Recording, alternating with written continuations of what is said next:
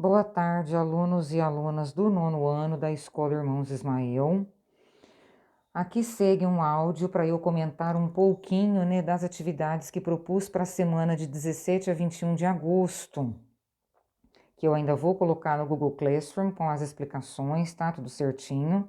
Mas fiquem tranquilos que eu vou dar para vocês o prazo de me enviar as respostas até o final do dia 31 de agosto.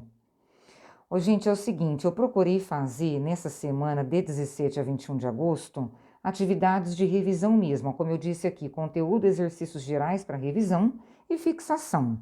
É uma retomada geral mesmo, diversos conteúdos para vocês olharem, revisarem, retomarem os estudos de alguns conteúdos que são importantes e que devem ser sabidos, né, em pleno final praticamente de nono ano, tudo bem?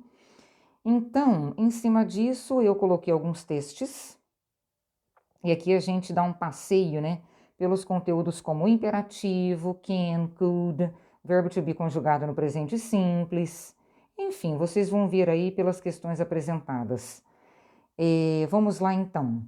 E aí, justamente como vocês têm a oportunidade de fazer essas atividades, né, consultando o conteúdo e tudo mais, porque essa é a intenção, né, não fazer correndo de qualquer jeito, mas tentar realmente rever aquele assunto que já foi visto em sala de aula e que se porventura vocês tiverem dúvida, o momento é esse, né, por isso mesmo revisão e fixação. Aí, gente, na primeira atividade eu coloco um texto, né, que é como fazer, o modo de fazer de uma receita de bolo. Ô, gente, o modo de fazer está recheado de modo verbal, de que tipo?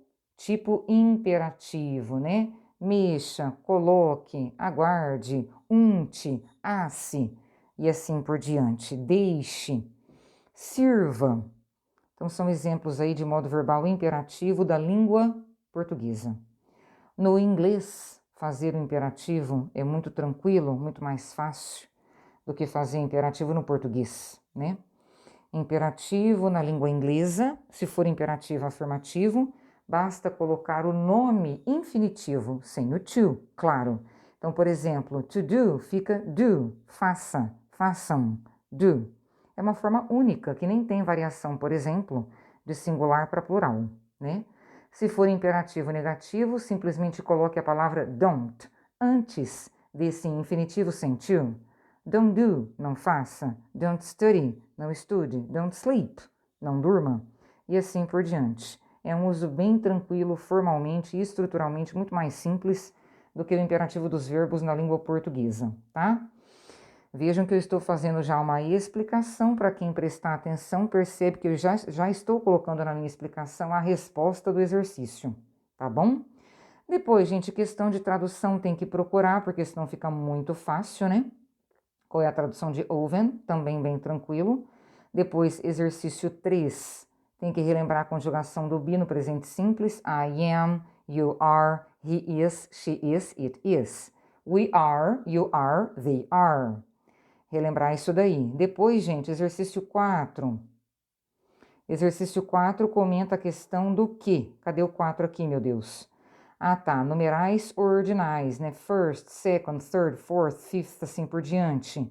Tem essas terminações, né, que são sobrescritas quando a gente abrevia numericamente o nome do ordinal. Então, nós temos aqui também uma solicitação para apontar para esse assunto no exercício 4. Exercício 5 fala um pouquinho de modo não, desculpa, de caso genitivo, que expressa posse, pelo uso do apóstrofo esse, né? Vamos relembrar a ordem rapidinho, como que a gente ordena esse uso de apóstrofo esse, quer dizer, a estrutura para o uso, né? A gente coloca nome do possuidor, logo depois apóstrofo esse, espaço, na sequência, nome da coisa possuída. Presta atenção nos que eu disse que você responde tranquilamente. How old are you? Muito fácil, né? Qual é a resposta coerente para esse tipo de pergunta? Depois, gente, you are. Quais são as possíveis traduções disso aqui para a língua portuguesa?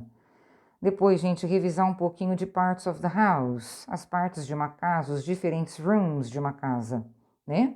Depois vamos relembrar aqui na questão 9, vamos relembrar um pouquinho de question word, Palavras interrogativas, expressões interrogativas, pronomes ou advérbios interrogativos, tá? Aí também vai ter que saber o significado, no mínimo, das alternativas dadas. A, where. B, who. C, when. E D de dado, what time. Depois eu coloquei uma tirinha do Garfield, né, com o seu dono John, que é também bastante interessante, é bem engraçadinho, né?